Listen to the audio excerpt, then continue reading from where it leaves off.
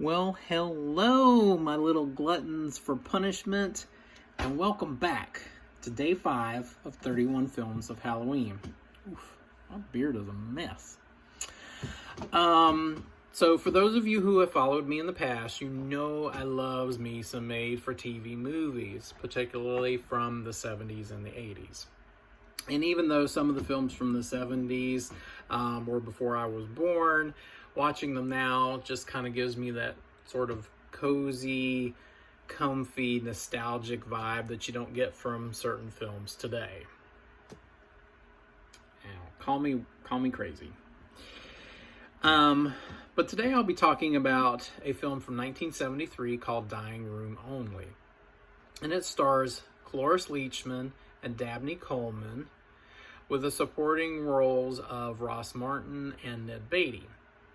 The screenplay is from Richard Matheson, and if his name sounds familiar, it's because he has adapted a lot of his own work for the big and small screen, including Somewhere in Time, Stir of Echoes, I Am Legend, and also a film called Duel, which was Steven Spielberg's directorial debut. So, not too shabby of credentials. But Dying Room Only is about this married couple, Gene and Bob Mitchell, and they are traveling through the Arizona desert. So they decide to give their feet a rest and stop at the Arroyo Motel, where there is this really run-down, hole-in-the-wall dive of a diner. So they're like, well, I could eat something, I could drink a little something. What the hell, let's just give it a chance. That was their first mistake. So they go into this diner. There's only two people in there. The cook, played by Ross Martin, and this really shady slime ball of a looking guy, played by Ned Beatty, who looks like he hasn't bathed in a while. I could kind of smell him coming off the screen. Dude, you need some Febreze or Old Spice. Something. Get something. So the interaction that Cloris and Dabney have with the cook is not very favorable. You can tell it's awkward, it's uncomfortable. They just don't really want this couple in the diner. So Cloris steps away to use the bathroom, and when she comes back out, her husband is gone.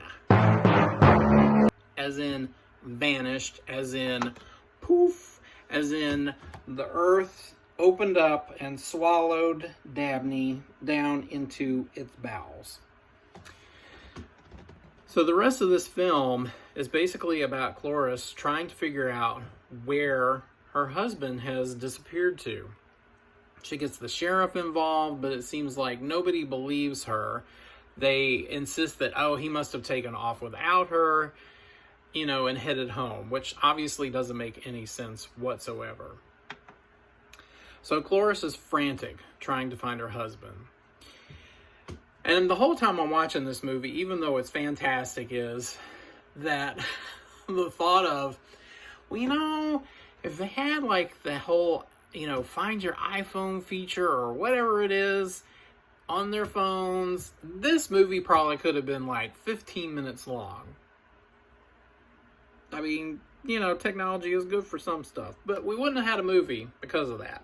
And the movie's not that long to begin with. It's an hour and 15 minutes. It's quick, it is sharp, it is suspenseful, it is charged with a lot of tension. And they pack a lot into that hour and 15 minutes. Cloris's performance is amazing. She was phenomenal at comedy, and she was equally as good at dramatic roles. You can feel her panic through the whole film. So, I highly recommend Dying Room Only. It is a 4.5 out of 5 pumpkins movie. So until next time, if you decide to stop off this scuzzy looking diner, just don't do it, because you know you might poof disappear, and then there'll be a whole movie about you, you know.